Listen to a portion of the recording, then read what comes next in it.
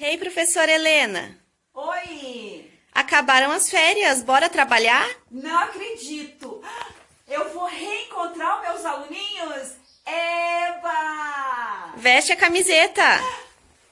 Sério, essa camiseta aqui? Beleza! Vou voltar a conversar com meus alunos. Beijo, povo do coração!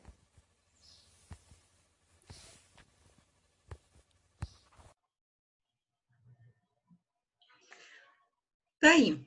Tava com saudade da prof? Eu estava com saudade de você. Aí eu li bastante esses dias, que estou em férias, e li algo interessante que quero compartilhar com você hoje. Está lá em primeira carta de Pedro 2:9, que diz o seguinte: vocês, porém, são geração eleita, escolhidos para anunciar as grandezas daquele que o chamou das trevas para a sua maravilhosa luz. Que lindo, né? Você já percebeu que você faz parte de uma geração eleita, escolhida? Então a gente não tem que viver só por viver. Nós temos que fazer a diferença na vida de alguém. E às vezes, essa diferença que a gente faz não é tão boa assim. Então reflita que nesse terceiro bimestre você vai ser diferente. Se você já é uma luz para alguém, continue brilhando ainda mais. Mas se você não é, peça, Senhor, me ajuda. Eu quero ser diferente, pois eu faço parte de uma geração eleita, escolhida por ti.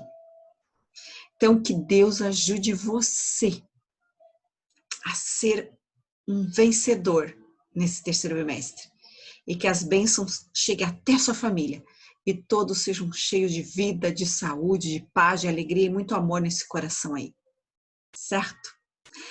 Para começar a nossa aula de hoje, depois dessa pequena reflexão, você vai resolver algumas questõezinhas revisando o conteúdo que você já trabalhou, para preparar a mente para o conteúdo novo que está vindo aí, certo? Vou compartilhar então uma tela com você aqui. E eu quero que você preste atenção então no que a gente vai analisar aqui. Olha, vamos analisar essa questão aqui, a questão, lembre-se que o conteúdo passado, do bimestre passado, foi sobre romance histórico, indianista, regionalista e urbano. E que o autor que passou por todos, que publicou muito, foi José de Alencar. E aí eu tenho os romances de costume, lembra? Que é romance urbano.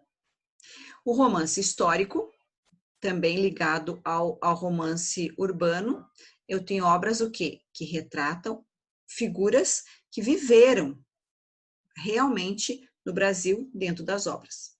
O indianista, eu tenho a ênfase pelo nacionalismo e a figura do índio agora como um herói, certo? E o regionalista, então, pega aqueles romances para a parte sul, né, que foram esquecidas, e o Nordeste, que foi esquecido, agora surge uma literatura para mostrar que o Brasil é esse grande país com essa diversidade toda. Mas vamos à questão 1. Quanto à matéria, o romance brasileiro nasceu regionalista e de costumes. Ou melhor, pendeu desde cedo para a descrição dos tipos humanos e formas de vida social na cidade e nos campos. O romance histórico se enquadrou aqui nesta mesma orientação. Agora vamos completar. O romance, qual que você marcaria? Pense um pouquinho. Será que foi urbano? Constituiu desenvolvimento à parte. À parte. Já não é.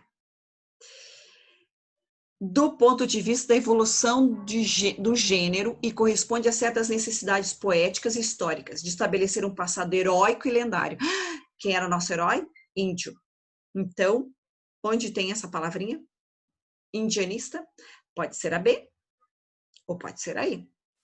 Descartamos as outras. Agora vamos continuar. Aqui os românticos. Nós estamos trabalhando romance, românticos. Então, ainda a B e a D. Agora, a última palavrinha que vai fazer a diferença. A figura dominante do período. Quem foi que eu disse no nosso início aqui de bate-papo na aula? José de Alencar. Então, agora você já sabe? Sabe. É a letra B. Certo? Muito fácil essa. Vamos a 2. Questão curtinha, boa de analisar. O romance de Manuel Antônio de Almeida, que é qual mesmo? A Moreninha, aborda costumes da sociedade do Rio de Janeiro do século XIX. Lembra os grandes saraus, aquelas festas, né? Aqueles casamentos por interesse, certo? As mulheres grandes leitoras do momento. Então, um deles é a presença comum dos agregados nas casas. O que eram agregados? Pessoas que não eram da família, mas que passavam a viver junto ali e como se fosse da família. Só que naquele momento que estava ali, na verdade, a relação deles era assim, eles não tinham para onde ir, então era útil estar ali. Mas, ao mesmo tempo, a família explorava esses agregados. E a gente vê muito bem isso no romance de Manuel Antônio de Almeida. Agora, no texto, essa figura é descrita como esse agregado. Eu acho que eu já dei ideia para você. Qual é? Ah, vamos aqui marcar. Então, perceba que essa aqui é a letra B. Assim como a primeira, é a letra B também. Então, agora você tem 2 questões com a letra B. Questões fáceis, questões tranquilas. Vamos agora fazer mais uma questãozinha aqui. Vamos ver, vamos fazer a questão 6, eu acho. Penso que é mais fácil de analisarmos. Então, vamos analisar aqui a 6. Um dos principais temas do romantismo brasileiro foi o indigenismo, certo? Poetas e prosadores como Gonçalves Dias, Machado de Assis e José de Alencar exploraram em suas obras dentro de uma perspectiva mítica. Lembra que o índio ele era um herói além da nossa figura de índio, mais um herói europeu? No caso de José de Alencar, quais dos seus romances versam sobre a temática indigenista? Qual? Onde tem índio realmente? Você está vendo que ali na de cima tem Iderecê e Guaná. Nomes indígenas? Sim, mas você viu na obra? Boa. Mas onde estão realmente heróis, eu tenho aqui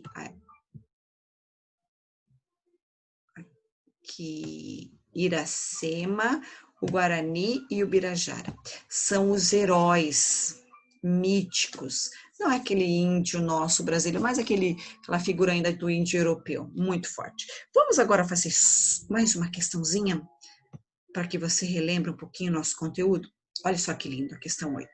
Fala sobre a canção do exílio do Gonçalves Dias, conhecida, minha terra tem palmeiras, onde canta o sabiá. As aves que aqui gorjeiam, não gorjeiam como lá. Nosso céu tem mais estrelas, nossas várzeas têm mais flores, nossos bosques têm mais vida. Nossa vida, mais amores. Em cismar sozinho à noite, mais prazer eu encontro lá. Minha terra tem palmeiras, onde canta o sabiá. Lindo este poema de Gonçalves Dias. E nesse poema a gente percebe o quê? Que as imagens da natureza são muito fortes aqui. Tem a terra com palmeiras, sabiá, estrelas, mais flores. Oh, terra maravilhosa! E Gonçalves Dias tinha saudade dessa terra. Lembra que ele estava tratando da saúde dele em Portugal? Ele volta, mas ele não consegue colocar os pés ainda nas terras aqui brasileiras. Por quê?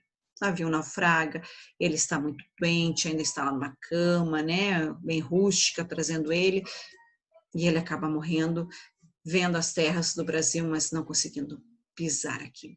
Então, essas expressões, o que elas marcam exatamente? A peculiaridade do sujeito brasileiro, uma formação literária de nacionalismo, uma exaltação ao subjetivismo romântico, é romantismo? É romantismo, mas ele está falando de amor à amada. Critica as agressões sofridas pelo meio ambiente brasileiro. Ele está fazendo Castro Alves aqui? Não. Elementos representativos de valores da literatura europeia? Não. Mas o que nós temos? Uma formulação literária de nacionalismo. O realce às belezas da nossa terra. Questões bem fáceis, bem tranquilas e com certeza você relembrou um pouco do nosso conteúdo do bimestre anterior, porque eu preciso que você mantenha a linha do tempo organizada nessa cabecinha aí, para poder entender literatura, certo?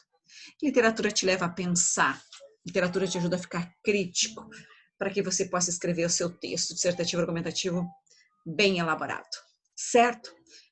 Terminamos a aula hoje, foi tranquilo, acredito que você relembrou. Na próxima aula, então, você está preparado com a apostila 3 para nós começarmos o conteúdo do terceiro bimestre. Um beijo no coração. Amo você de montão.